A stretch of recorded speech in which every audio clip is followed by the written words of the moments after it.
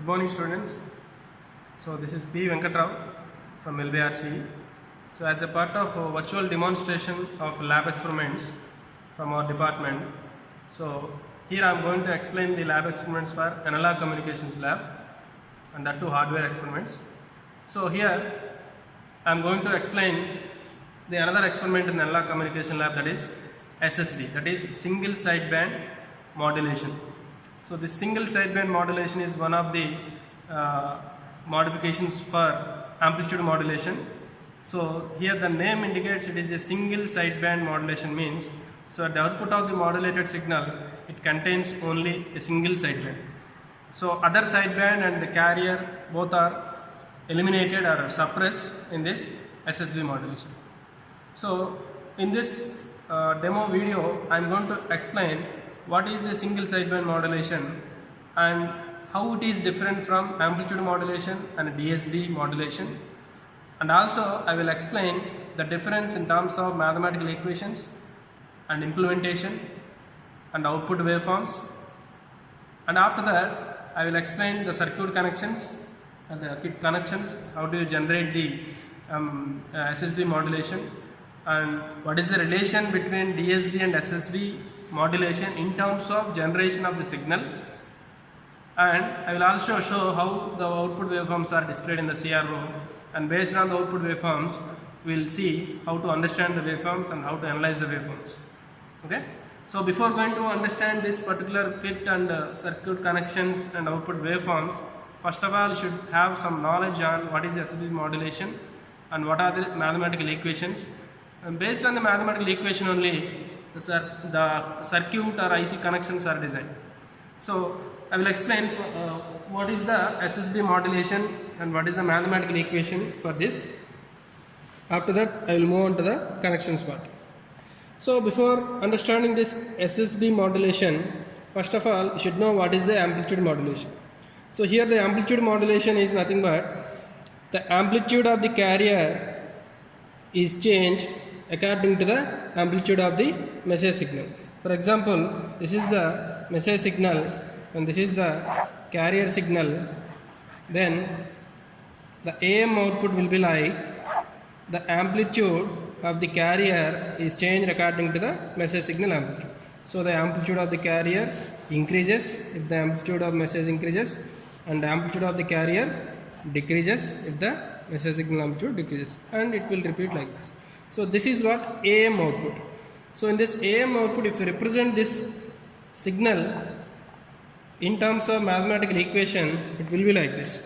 So the S of t is equal to AC cos 2 pi fct plus mu AC by 2 into cos 2 pi fc plus fm into t plus mu AC by 2 into cos of 2 pi fc minus fm into t.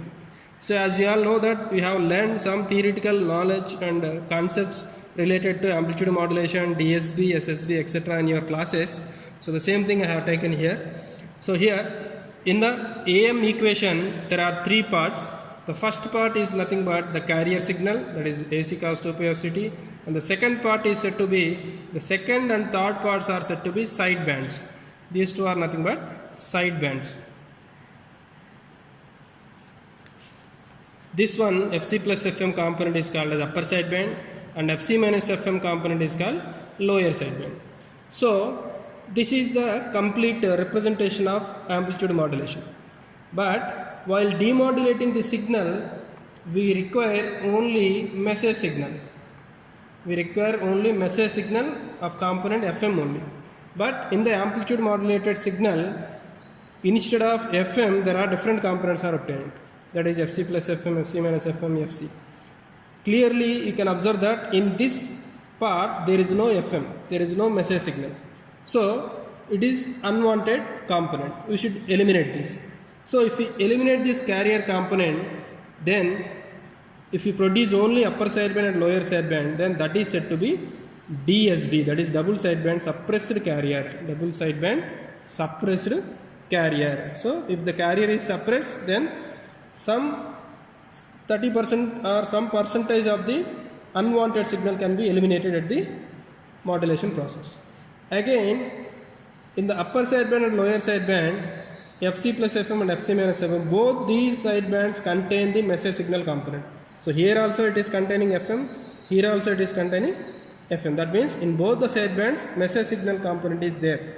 So that means by using any one of the sideband we can able to demodulate the message signal. That means for the demodulation or for the modulation process only one sideband is enough. That means if we can produce any one of the sideband only in the modulation process, that is said to be single sideband modulation. That means in single sideband modulation it produces either LSB or USB, only either of these two only.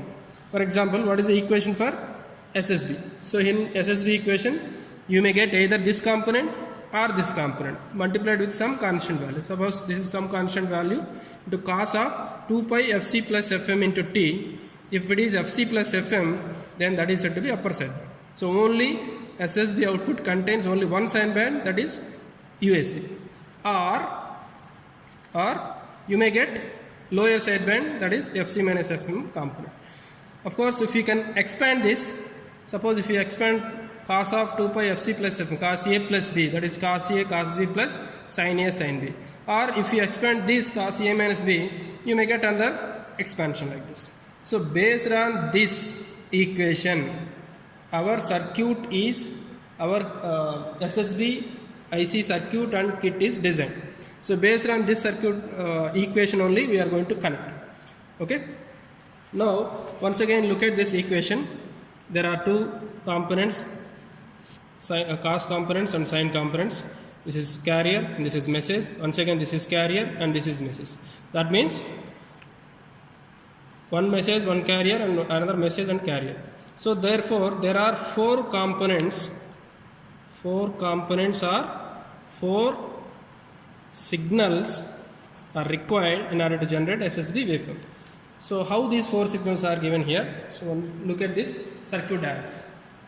So in the circuit diagram, as I mentioned in the equation, there are two message signals and two carrier signals must be required.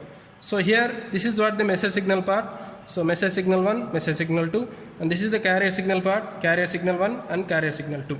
So like this, based on these four components, we can able to generate that mathematical equation. So this is what the mathematical equation. This can be generated based on these four input parameters. For example, let us say this is cos 2 pi FMT and this is FM plus 90 degrees. That is, for this if you apply 90 degrees phase shift, this cos becomes sin. Similarly, this is considered as 2 pi FCT, cos 2 pi FCT. If it applies to 90 degrees phase shift, it becomes sin 2 pi FCT. That means this is from these two inputs, one is a sinusoidal, other one is cos. One is sin, other one is cos. Okay. For example, in this equation, so cos 2 pi FCT, cos 2 pi FMT plus 2 sines. So like that means this is cos 2 pi FMT, cos 2 pi FCT. So from these two, if you multiply this, so here multiplication means a DSB generator or a balanced modulator. So these two are multiplied here, generate one component. Similarly, sin 2 pi FMT, sin 2 pi FCT are multiplied here based on balanced modulator or DSB generator. Then another component will come. If we add these two, you will get SSB output as a upper sideband. Of course, if you use a different subtractor, then you will get a again SSB output but with a lower sideband. So this is the circuit connection process and the generation of SSB output based on this or mathematical equation what we have learned in the classes. Now I am going to start the connections. First, observe the message signal in the CRO.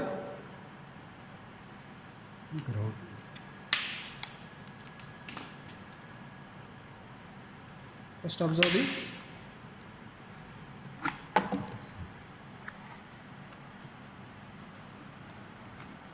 the message signal in the CRO. There we can clearly observe the message signal. Similarly, another message signal also can be observed. Similarly, two carrier signals can be observed.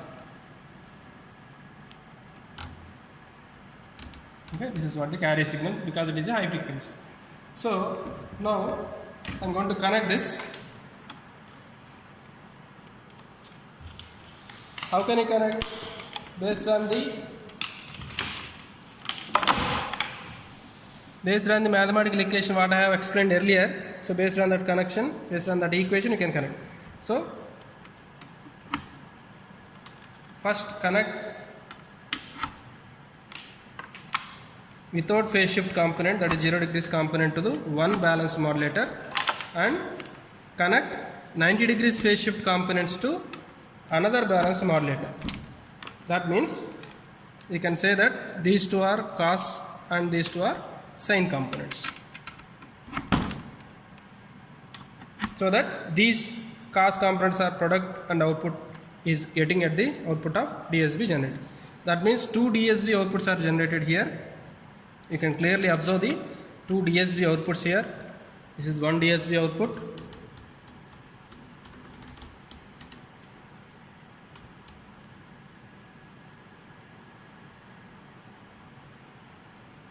So slightly adjust this.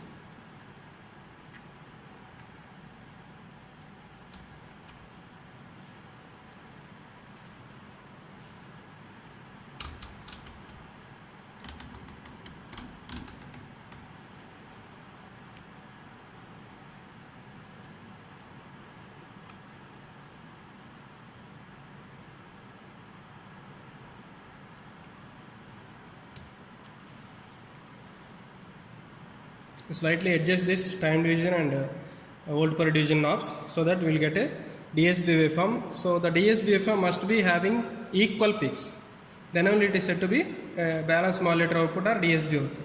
So here also once again check the another DSB output. So once again this is also having equal peaks waveform.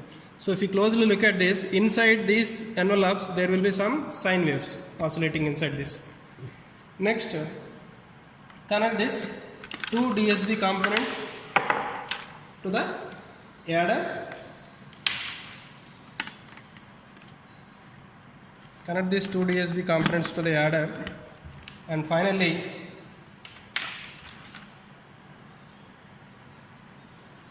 observe the SSB output. If you connect the final SSB output, so it look like something like a square type waveform, because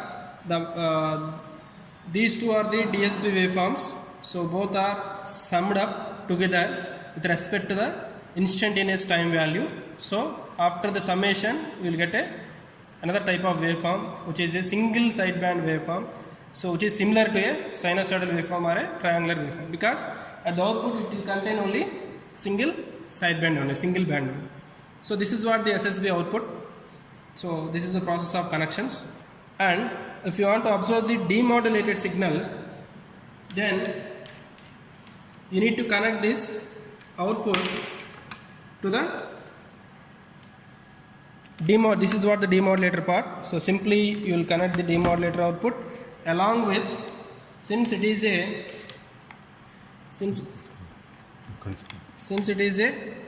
coherent detection.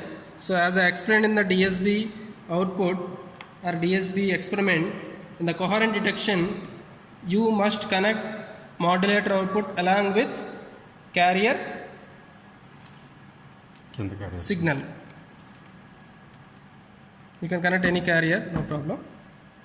Okay, so along with the carrier what you are using in the input, that carrier you must connect to the demodulation along with the modulator output, then only that is said to be coherent detection. So finally if you connect this ARO probe to the output, you will get demodulated output. So connect this also, demodulator output to the low pass filter. So finally after the low pass filter operations you will get a perfect sine wave at the output of the demodulation. So this is what the demodulated output of SSB. So finally this is the demodulation output. So we need to compare this demodulation output to the message signal. So the message signal frequency and the demodulation signal frequency must be same, but of course the amplitude can be reduced. So this is the complete explanation of SSB modulation. What is SSB modulation? What are the mathematical equations? How to understand the equations? and how to convert that equations into circuit layout, and based on the mathematical equation how you are connected the circuit diagrams and kit, etc. Everything I have explained, and this is what the single sideband modulation and demodulation. Thank you.